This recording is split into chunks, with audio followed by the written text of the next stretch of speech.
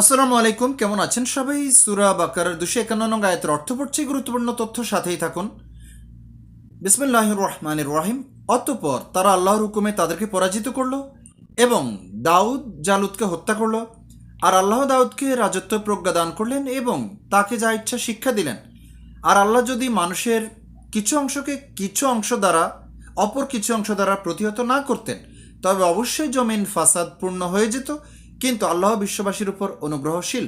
তা আমরা এখানে এই আয়াতের অর্থটা পড়েছি এবং শেষের অর্থটাকে আবার আমি একটু বলবো এভাবে যে, আর আল্লাহ যদি মানুষের কিছু অংশ দিয়ে অন্য কিছু অংশকে যারা ফাসাদ করে, জ্ঞানজাম বিশৃঙ্খলা করে, এমন একটা শ্রেণীকে প্রতিহত না করতেন, তবে অবশ্যই জমিন ঝামেলাপূর্ণ বা ফাসাদপূর্ণ হয়ে যেত। কিন্তু আল্লাহ বিশ্ববাসীর উপর অনুগ্রহশীল এবং আল্লাহর অনুগ্রহের কারণে বাংলাদেশে আজকে এক অংশ আরেক অংশকে ধ্বংস করেছে।